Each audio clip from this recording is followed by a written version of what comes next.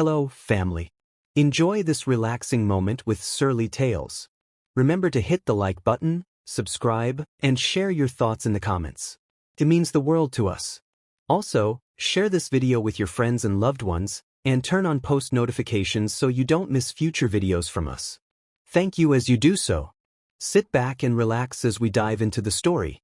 The Silver Crest Hotel in Los Angeles prided itself on flawless luxury. Guests and staff alike performed a polished dance of elegance, with every surface gleaming under chandeliers as bright as miniature suns. Amid this parade of wealth, an old man limped in one morning, wearing a threadbare jacket and battered shoes. His name was Eli, and he needed a job. Most employees barely acknowledged him. But Alicia Lawson, the hotel's kindly HR rep, noticed his ragged appearance and steady gaze. "Sir, are you lost?" she asked gently. Eli shook his head. "No, I just need work. Anything." Alicia hesitated. "We have a janitorial opening. Pays minimal, hours tough." "You sure?" "Yes," Eli replied. "I'll do my best." While he filled out paperwork, Mr. Granger, the front desk manager renowned for his designer suits, strolled by, smirking. "Hope he doesn't bother the guests," Granger muttered. Eli showed no reaction. Soon he was in the employee locker room, changing into an oversized uniform. Housekeepers peered from behind lockers, whispering that he looked too frail. Only Amira, a night shift desk clerk juggling college, approached. "I'm Amira," she said softly. "If you need directions, let me know." He thanked her. Then he started mopping the hotel's grand lobby, where wealthy guests swept past without a glance. At lunch, he sat alone in a windowless staff cafeteria. People complained or bragged about tips, ignoring the old man with the limp. Sometimes he scribbled notes in a battered notebook, carefully shielding it from view. Later, in the lobby, Mr. Granger paused to ridicule him again. "Don't scuff the marble," he snapped. Eli merely bowed his head. When night fell, the corridors emptied of visitors. Amira stayed at the front desk, nodding off over textbooks. "Double shift," she murmured when Eli passed. "Exam in the morning." He nodded. "I hope you find time to rest." They shared a small smile. Then he limped away, dragging his mop bucket. In the silent halls, he overheard a housekeeper boasting of secretly filming celebrity guests. A security guard pocketed tips off the concierge desk.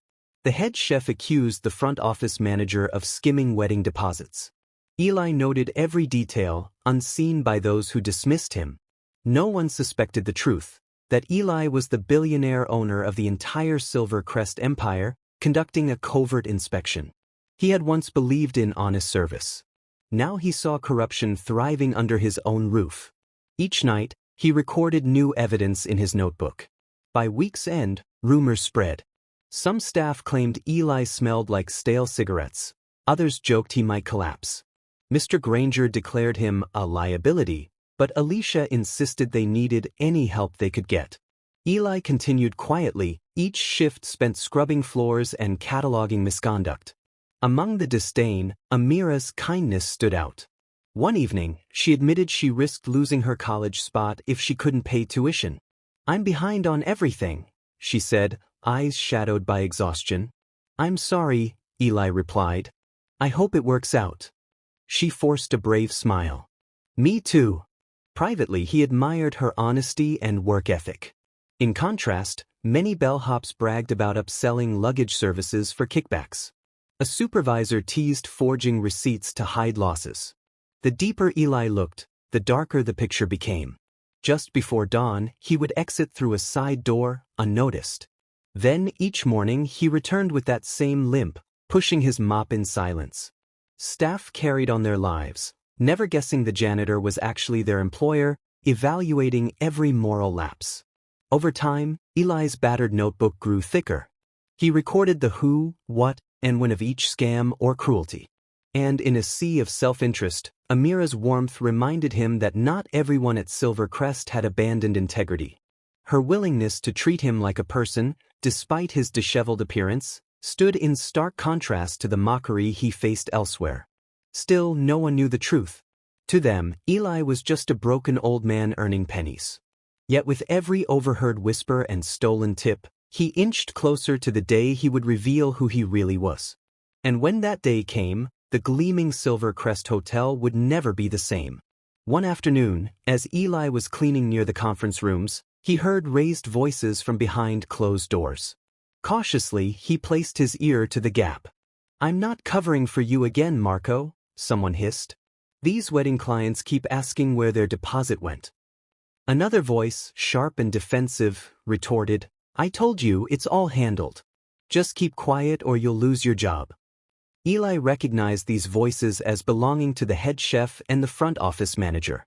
They seemed locked in a tense argument over missing funds. He carefully noted the date and time in his little notebook. Later that day, he passed Alicia's desk. She was fielding a complaint call from a furious guest who had been charged for services never used. Alicia apologized profusely but looked stressed and overworked. Seeing Eli linger, she offered a tired smile. "Still holding up?" she asked softly. He nodded. "Yes, ma'am. Just doing my rounds." She sighed. "This place. It looks perfect on the outside, but sometimes I wonder about what goes on behind the scenes." Eli's gaze flickered with understanding. "It's hard to keep everything spotless," he said gently. As he walked away, he realized Alicia was one of the few who seemed genuinely concerned about the hotel's reputation, rather than just protecting themselves. That night, while everyone else slept, he reviewed his notes under the dim light of a storage closet. The pages were filling with examples of theft and fraud. He closed the notebook thoughtfully. The day after Eli overheard the argument near the conference rooms, he arrived at the hotel earlier than usual. He wanted to observe the morning staff routine, catch any hushed conversations, and see how they treated each other when they thought no one important was watching. Limping slightly less than the day before, he headed straight to a back corridor where supply carts were stored. A housekeeper named Tasha was rummaging through cleaning supplies. She looked up, startled. "Oh, it's you," she said, relaxing when she recognized the old janitor. Her expression hardened again as she held up a nearly empty can of furniture polish. "Guess no one bothered to restock this," she muttered. "Management never cares if we run out. They only care about fancy chandeliers and showy lobbies." Eli nodded in sympathy, carefully noting her frustration.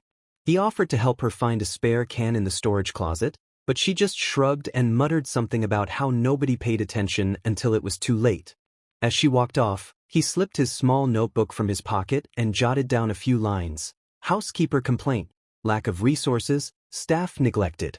Moving on, he entered the grand ballroom, where leftover decor from a weekend gala was being stripped away. Two bellhops were joking in low voices while rolling up a red carpet. Eli caught a snippet. "I charged that bride extra just for laughing at my uniform," one bragged. The other snickered, "Easy money, man. They're so rich they don't even notice." Eli paused behind a folding screen to write, "Bellhops inflating charges, unethical behavior." He was disturbed by how casually they boasted of scamming guests. The more he saw, the more his heart sank for what his beloved hotel had become. On his way to the staff cafeteria, he noticed Amira at the front desk. She looked exhausted, her eyes ringed by dark shadows. Yet, when a frustrated guest approached, she mustered a bright smile. "I'm sorry for any inconvenience, ma'am. Let me see what I can do." After the guest left, Amira exhaled and noticed Eli hovering quietly. She offered a weary grin. "Morning. You're in early." He leaned on his mop handle. "Wanted to help if needed." Her eyes flickered with gratitude. "Thanks, but I don't think anyone else here would appreciate it." Then she whispered, "I'm still trying to figure out why they hired you." Eli raised an eyebrow. "What do you mean?" She hesitated, glancing around. "No offense, but Mr. Granger usually refuses to hire anyone he thinks will tarnish the hotel's image. I've seen him reject people for having a single visible tattoo." "You," she trailed off, clearly uncomfortable finishing the thought. He gave a half smile. "I guess Alicia convinced him." Amira nodded, then lowered her voice further. "Be careful. Granger has a habit of finding reasons to fire people he doesn't like." Eli thanked her for the warning. Just then, Mr. Granger appeared, smoothing his impeccable tie. His voice dripped with condescension as he regarded Eli. "You're blocking the walkway," he said pointedly. "Kindly move." Without a word, Eli bowed his head and stepped aside. Granger gave Amira a curt nod, then strutted away. Once he was gone, she let out a breath and said, "You see what I mean?" Eli just nodded. Inside, he was cataloging every slight, every insult, and every genuine act of kindness. Later, in the staff cafeteria, he found a corner table. Nearby, two maintenance workers spoke in hushed tones. "Did you hear about the security guard? Pocketed that lady's tip right off the front counter," one said. "Yeah, but who's gonna believe it if she complains? Management always sides with their own, or hushes it up," the other replied with a snort. Eli couldn't help thinking about the broader implications. If small misdeeds were brushed off, bigger ones could thrive. He made a note in his little book, Culture of Silence. After his quick break, he headed to a second-floor hallway lined with luxurious suites. Outside a VIP suite, he heard muffled voices. "I don't care if the paperwork says we owe them a partial refund. Just stall until they forget," an agitated voice said. "We can't keep hemorrhaging money." Peering in, he spotted the front office manager on a phone call, presumably discussing a complaint. She waved him off as though he were a stray cat. Eli walked away, mind racing. If refunds were being withheld or delayed deliberately, that was not only unethical, it was potentially illegal. He added another note: withholding refunds, manager complicit.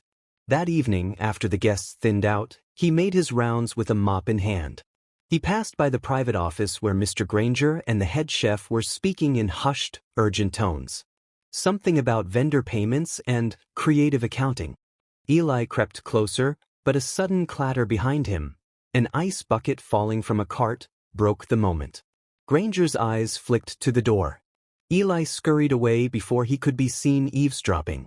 While finishing his shift, he spotted Alicia slipping out of the HR office. She looked more tired than usual, her posture heavy. He mustered the courage to approach. "Long day?" he asked gently. She nodded. "We have a surge of complaints lately. Billing errors, staff rudeness, things going missing from rooms. I'm trying to address them, but I keep hitting walls." Her eyes were full of worry. "I want this place to be the best in the city." Eli's voice was soft. "Could be. But maybe people need a reason to care again." Alicia studied him curiously. "You sound like you've seen a lot." He merely shrugged. "Sometimes you learn more by watching than talking." She didn't press further. As she walked off, Eli realized that, aside from Amira, Alicia might be another person who hadn't lost her moral compass. Yet, even her efforts seemed stifled by the cynical culture around them. Late that night, the hallways echoed with Eli's steady footsteps. He paused at a darkened corner to review his notes again, each line a revelation of dishonesty, bellhops, security, management. No one was untouched. He added a final phrase before closing the notebook: "Whispers are getting louder." He tucked the little book away, fully aware that every whisper he documented brought him closer to the truth, and to the day he'd unveil all these secrets under the unforgiving light of public scrutiny. A week passed, and Eli's notebook grew thick with transgressions. Though many staff still ignored him, Amira continued to greet him warmly, and Alicia managed a smile whenever she spotted him. Mr. Granger grew bolder in his scorn, making it clear he thought the elderly janitor was an eyesore. Late one evening, a VIP guest complained about flickering lights in their suite. Eli overheard the manager telling the maintenance crew, "Just put a new bulb in. We don't have time for major repairs." The crew exchanged uncertain looks, but no one argued. Eli stood quietly nearby, uneasy. If the electrical wiring had deeper issues, ignoring them could be dangerous. A few hours later, that same VIP suite's overhead light sparked. The flash was bright enough to catch the eye of a housekeeping attendant, who gasped as smoke curled from the fixture. By the time the fire alarm shrieked through the corridors, chaos had erupted. Staff scrambled, guests screamed, and Mr. Granger was nowhere to be seen. Eli was in a service hallway when the alarm blared. Dropping his mop, he hurried toward the commotion. Thick, black smoke began filling the upper floors. People rushed past him, pushing to get to the stairwells. A small child was coughing violently, separated from her parents. Eli scooped her into his arms, ignoring the protest of his aching joints. He guided her to the emergency exit sign, gently patting her back. "It's okay," he murmured, though his own heart pounded. As he reached the stairwell, he saw Amira helping an elderly couple navigate the steps. She recognized Eli, her face etched with fear. "There's more people trapped in the corridor," she shouted over the din. "I'm going back for them." Eli's eyes stung from the smoke, but he nodded. "I'll help." They parted ways. Eli set the child down near the exit, making sure a security guard took her to safety. Then, ignoring the swirling smoke, he stumbled back into the hallway. Flames licked at the wallpaper above. Alarms wailed. He spotted a woman collapsed near a vending machine, coughing helplessly. Summoning strength he didn't know he still had, he hoisted her up and half-carried her toward the stairs. The acrid smell burned his throat. Once she was safe, he ventured even deeper. Near the suite where the fire began, he found the VIP guest, drenched in sweat and shouting for help. Eli guided him through the thick smoke toward a clearer path. By the time firefighters rushed in, brandishing hoses and axes, Eli had helped 3 guests escape. He could barely stand, every muscle trembling. At the ground level, a crowd gathered outside. Sirens screamed as more emergency vehicles pulled up. Amira emerged from the building, coughing hard, but still upright. She spotted Eli and ran to him. "Are you okay?" she asked, voice raspy. He nodded weakly. "Just need a minute." Nearby, a reporter was already filming. Hotel guests huddled under blankets, watching the top floors spew gray smoke. Amid the chaos, Mr. Granger finally appeared, clutching a small leather bag. He didn't look at the victims or even the firefighters. Instead, he was frantically checking if his Rolex collection was intact. When he saw the cameras, he tried to compose himself, calling out, "The Silver Crest prioritizes our guests' safety above all." Eli felt a surge of anger at the blatant lie. He wanted to confront Granger, but paramedics ushered him and others to a safe zone for oxygen.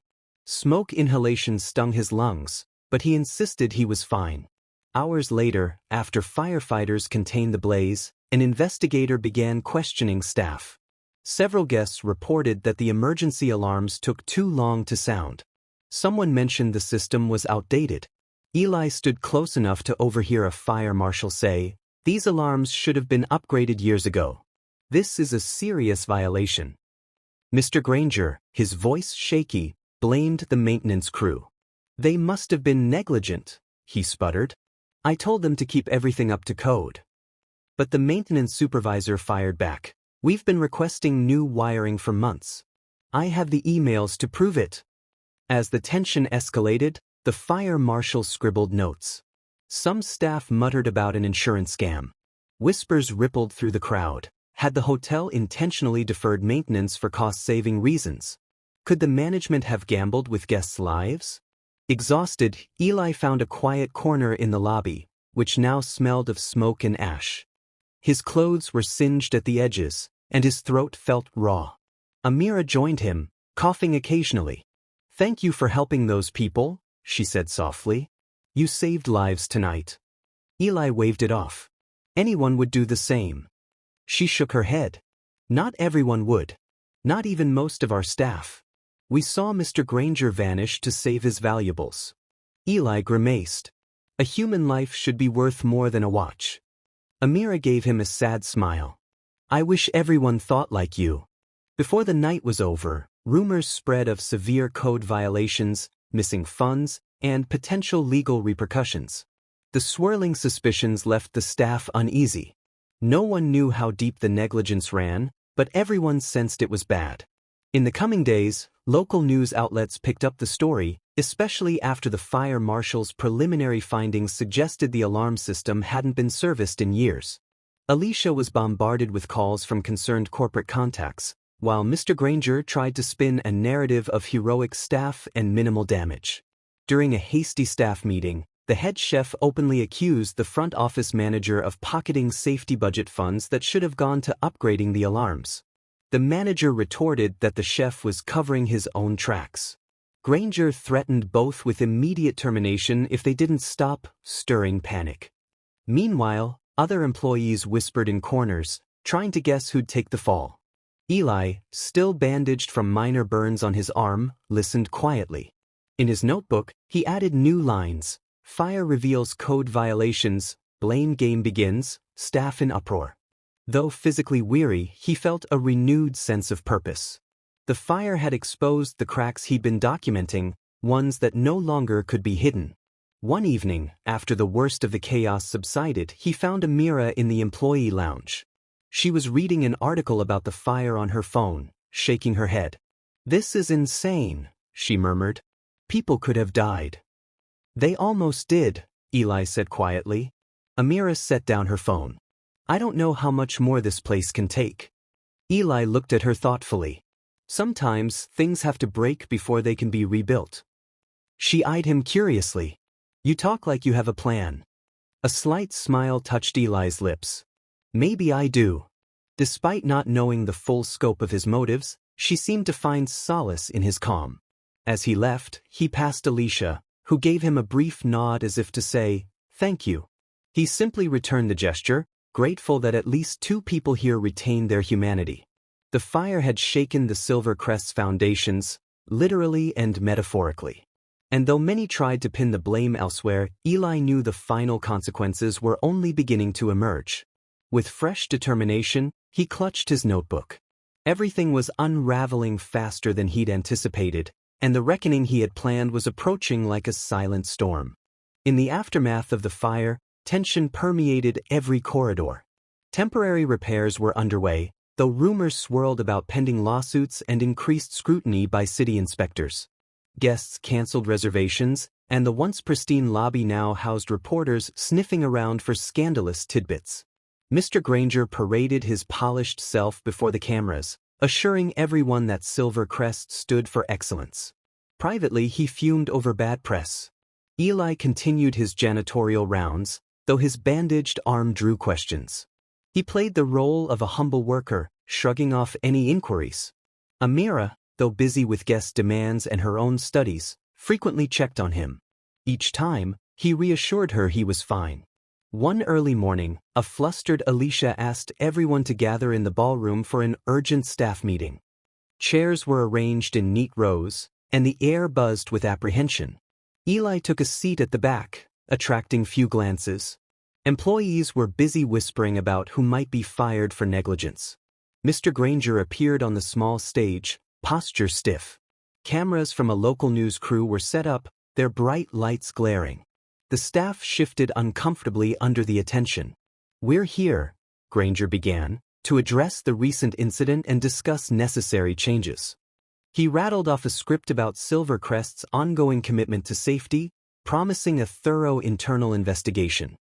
His tone brimmed with forced sincerity. Suddenly, the ballroom doors opened, and a crew of photographers poured in. Confusion rippled through the audience. Amira, seated near the front, glanced back at Eli. She noticed something different about him. He'd shaved. His posture was straighter. His eyes glinted with quiet confidence. Granger blinked, thrown off by the unexpected arrival of more media. Then Eli stood. Gone was the timid stoop. "I have a few words, if you don't mind," he said, voice carrying across the room. Gasps and murmurs spread like wildfire. Mr. Granger opened his mouth to protest, but before he could speak, Eli walked toward the stage with a measured stride. Some employees chuckled nervously, wondering if the janitor had lost his mind. Reaching the microphone, Eli paused, taking in the sea of astonished faces. "Good morning," he began, voice clear. "I've been working here under the name Eli, but that's not my full story. My real name is Elijah Winters, and I own the Silver Crest Hotel." A stunned silence fell. Cameras clicked. Reporters pushed forward, eager for a better shot. Alicia's eyes widened. Amira half rose from her chair, coffee sloshing in her cup. Mr. Granger looked as if he'd been struck by lightning. Eli pressed on. "I spent weeks undercover as a janitor, watching how my staff treated people they believed were beneath them. I observed compassion in some, but corruption in others. This hotel was once my pride, built on integrity. I returned to see if that spirit survived. He pulled out a battered notebook, raising it for all to see. In this book are detailed accounts of theft, fraud, mistreatment of guests, and deliberate negligence. I have names, dates, even recordings. What happened during the fire brought these issues to a boiling point. The crowd shifted uneasily. A security guard turned pale. The head chef stared at the floor. The front office manager broke into a sweat. Mr. Granger tried to stammer, "This is preposterous," but his voice quivered. Eli ignored him, flipping open the notebook. "Chef Marco," he read aloud. "Fraudulent charges on wedding invoices. Pocketing funds meant for the hotel. Security head Dante, taking bribes and stealing tips. Housekeeping staff filming guests without consent for online profit." Several employees gasped. Others glared at those being named. Phones recorded the dramatic scene. Some staff looked genuinely shocked, while a few sank into their seats, realizing their misdeeds had been uncovered. Eli continued, voice unwavering. "Mr. Granger, the front desk manager." Heads turned. "I have proof of your involvement in laundering money through bogus vendor contracts." Granger went white as a sheet. "All of you who participated in illegal activities are hereby terminated," Eli declared. "I will be handing over evidence to law enforcement where needed. This is no longer about rumors or hush money, it's about accountability." A roar of chatter erupted. Reporters fired questions. Granger attempted to cut in, "You can't just, these allegations," but Eli silenced him with a look. "I can, Mr. Granger. And I will." Amira stared at the spectacle, heart pounding. She recalled the quiet, limping figure who'd once mopped the floor near her desk. Now he commanded the entire room. Eli turned to the stunned employees who remained unaccused. "I know this is shocking, but Silver Crest must regain its integrity. Too many good people were overshadowed by greed. That ends today." At that moment, a reporter asked, "Are you planning to shut down the hotel entirely?" The question hung in the charged air. Eli lowered his notebook, eyes flickering with emotion. "Yes," he said, pausing to let the words sink in. "Silver Crest Hotel, as you know it, will close." Chaos ensued. Staff jumped from their seats, some pleading, others furious. Photographers snapped away, capturing tears, outrage, and disbelief. Granger staggered off stage, trying to disappear. Raising a hand, Eli continued, "But it won't stay closed. I plan to transform it into a hospitality training academy for underprivileged youth, people who deserve a real chance. We'll teach them ethics and compassion, alongside the skills of this industry." Fresh murmurs rippled through the crowd. Some employees looked conflicted, others were simply shocked. "Anyone who wishes to stay and mentor will be considered," Eli said. "But only if you believe in serving with honesty." He let those words resonate before looking across the sea of faces. Finally his gaze landed on Amira. "And to the one person who saw me, really saw me, when everyone else looked away, Amira." She startled, nearly dropping her coffee. Eli beckoned her forward, microphone still in hand. Cameras zoomed in, capturing her anxious expression. "Amira, you treated a stranger with genuine respect. You offered help when others laughed. You have the heart for this profession." He took a deep breath. "I'm appointing you Director of Student Development for the new academy. You'll receive a 6-figure salary, and I'll fund your remaining college tuition." The ballroom erupted in chatter. Tears sprang to Amira's eyes. She stammered, "But I can't." "You can," Eli interjected, a reassuring note in his voice. "You've proven your worth through your kindness. That's what matters." Reporters pressed closer, capturing every emotional beat. Alicia smiled from the sidelines, looking relieved at some semblance of hope amid the turmoil. Mr. Granger, meanwhile, slipped behind a curtain, his entire future collapsing in front of a live audience. Eli addressed the assembled staff one last time. "Justice will be served for those who abused trust. For those who remained decent, a new path awaits. Silver Crest was once a beacon. It will be again, but this time, built on honesty." A hush fell. For a moment, no one spoke. Then, Slowly, a few employees began to clap. Others joined, some hesitantly, some with genuine fervor. The cameras whirred, capturing the birth of an extraordinary chapter in the hotel's history.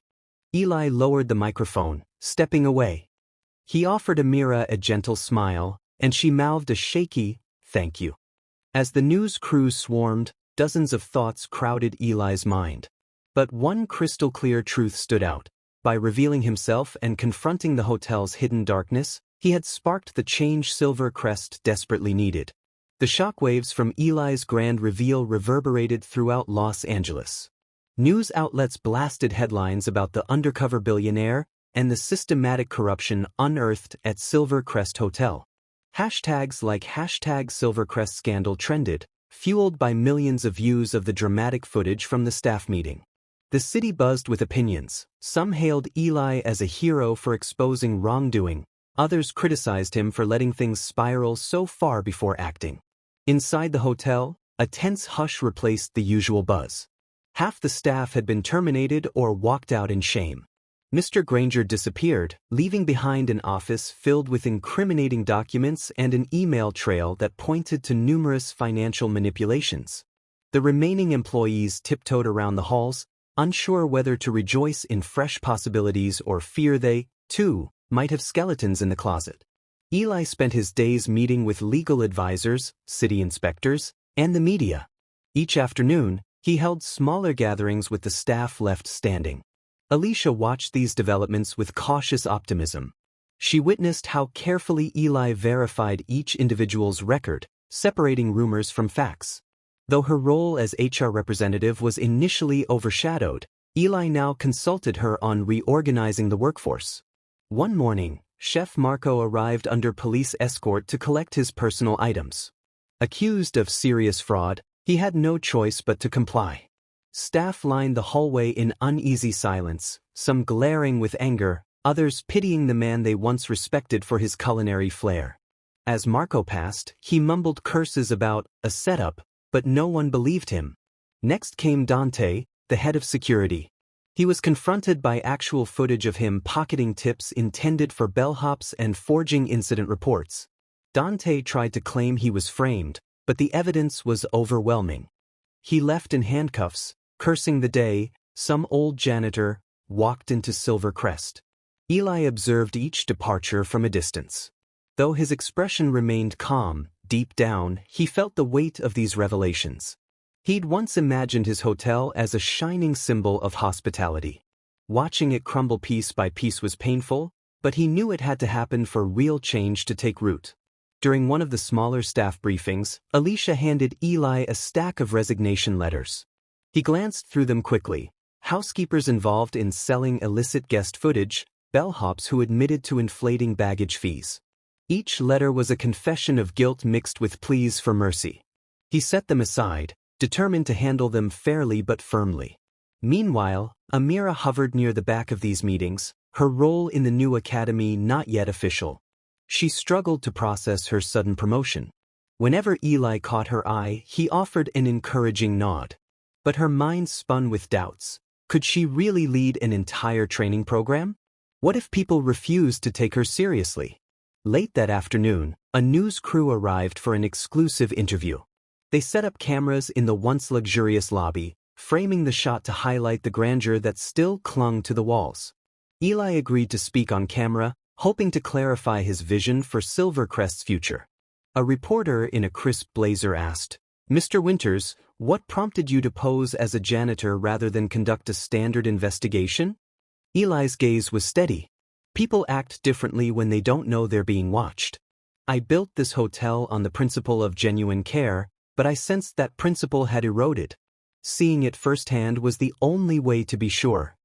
Another question followed. Many are impressed by your actions, but critics argue you allowed corruption to fester. How do you respond? A flicker of pain crossed Eli's face. I regret that I trusted people who broke that trust. But now that everything is out in the open, we have a chance to rebuild with integrity. He then announced the official closure. Silver Crest Hotel will shut its doors next month. During the closure, renovations will turn this property into a hospitality academy. We'll offer hands-on training to underprivileged youth, focusing on ethics and compassionate service.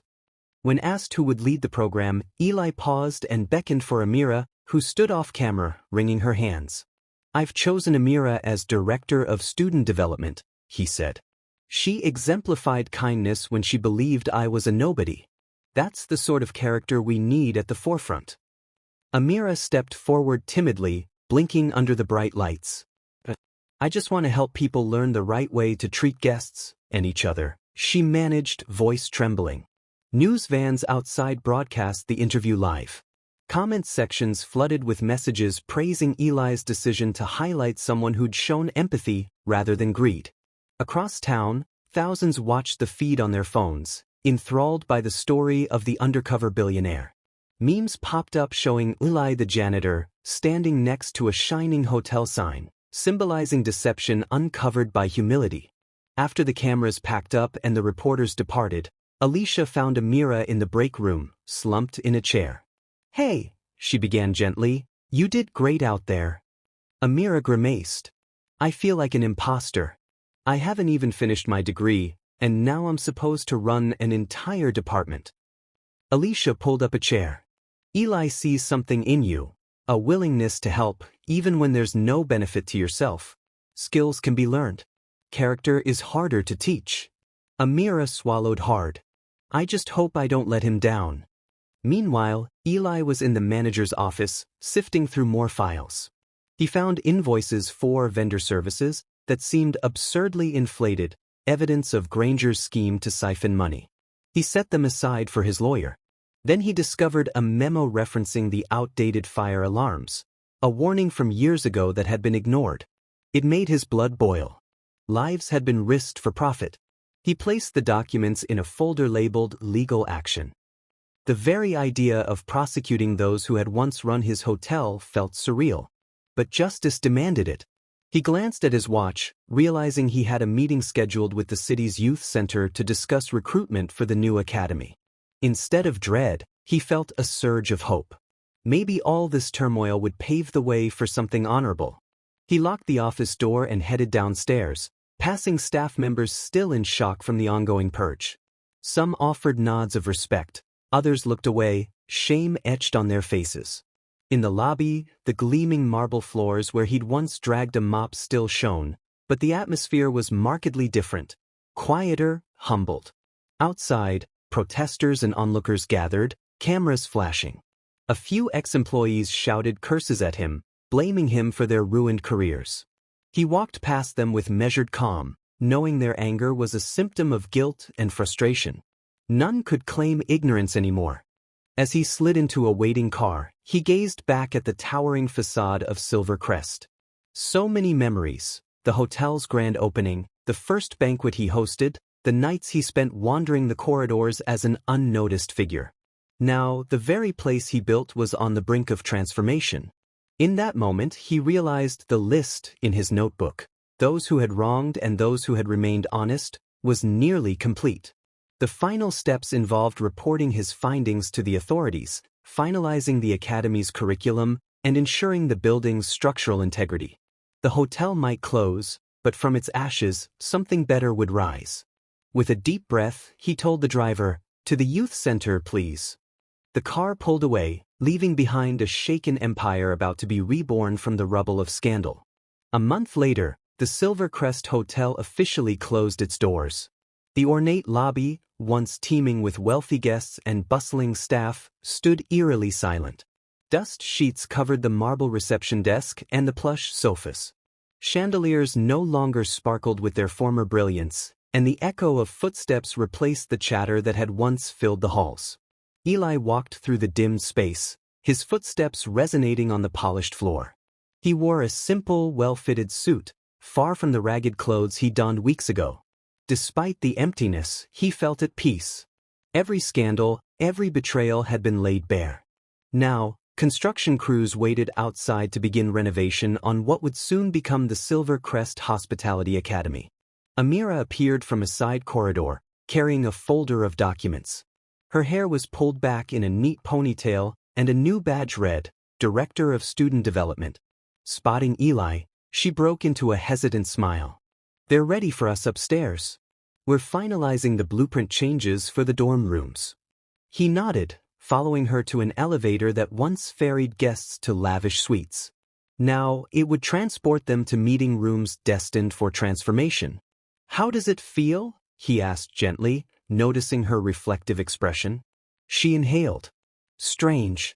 I used to dream of running a hotel. Now I'm helping run an academy in the same building. Eli smiled.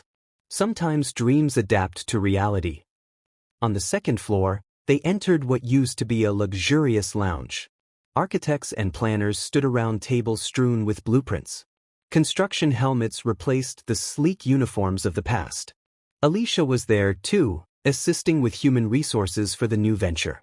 She looked relieved to see them. We're trying to figure out how to fit classrooms where the VIP suites once were. Amira studied the plans. If we knock down these walls, we can create a large lecture hall and a smaller practice front desk area. Eli listened, impressed at her confidence. The weeks of planning had given her a purpose that transcended her initial jitters. That sounds perfect, he said. An architect chimed in. We can also convert part of the ballroom into a cafeteria for students. It'll need a bigger kitchen, though. Alicia nodded, flipping through her notes. We'll need that to train future chefs.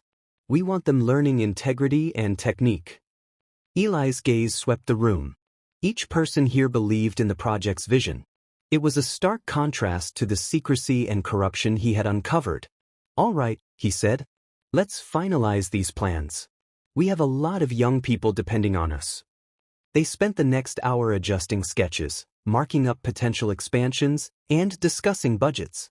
Once done, the group dispersed, leaving Eli and Amira alone by a large window that overlooked the city skyline. She exhaled slowly, hugging her folder.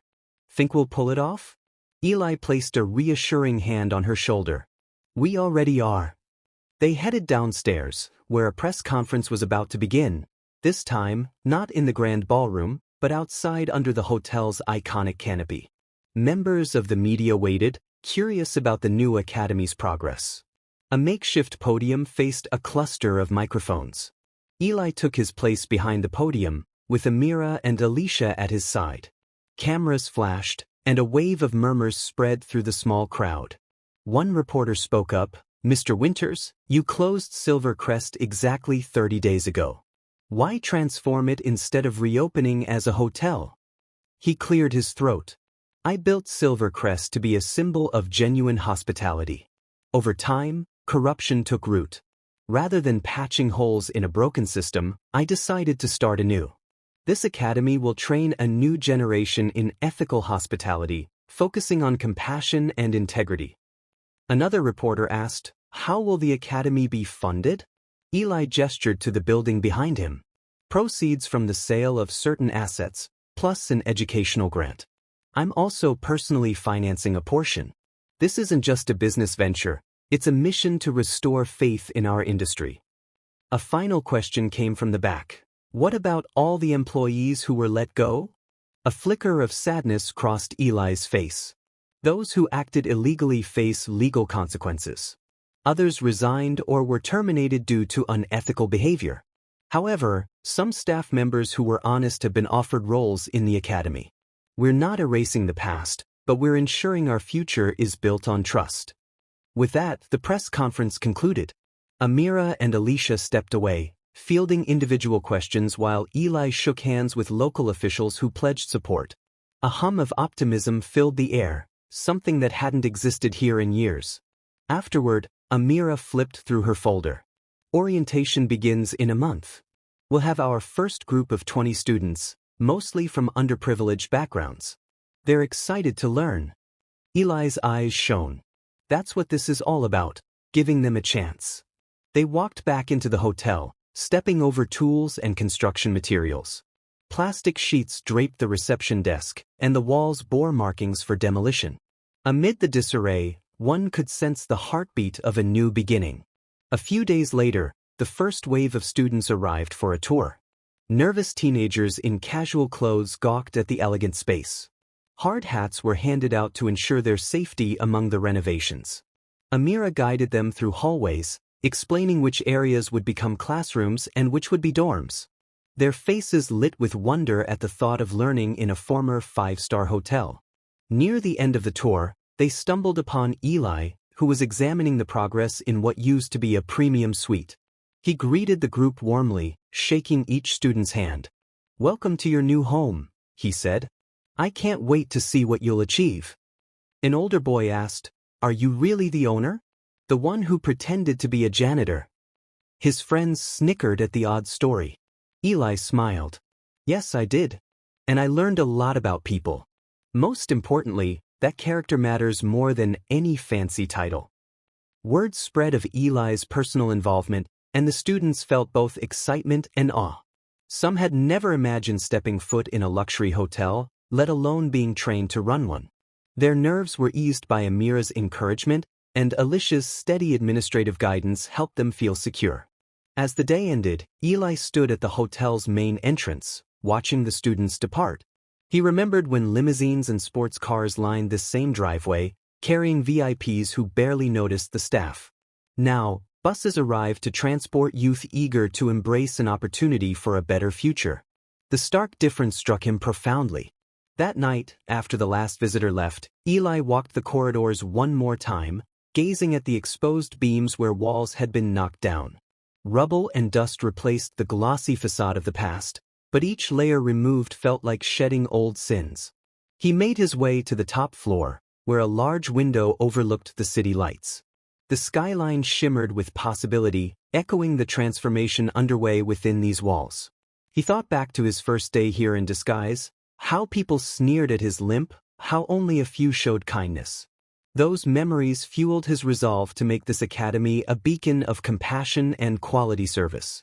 A place that would birth an entirely new generation of hoteliers who understood that true hospitality started with empathy. He checked his phone.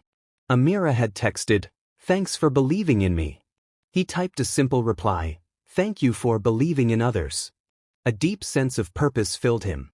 In the quiet darkness, he reflected on how far they'd come since that morning when an old, limping janitor first stepped through the Silver Crest doors.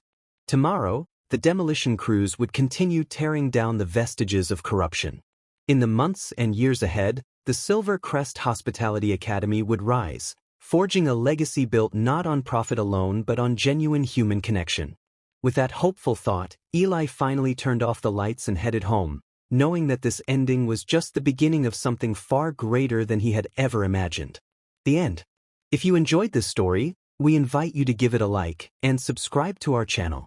Your support motivates us to keep bringing heartwarming stories almost every day. We are very grateful for your support. See you soon.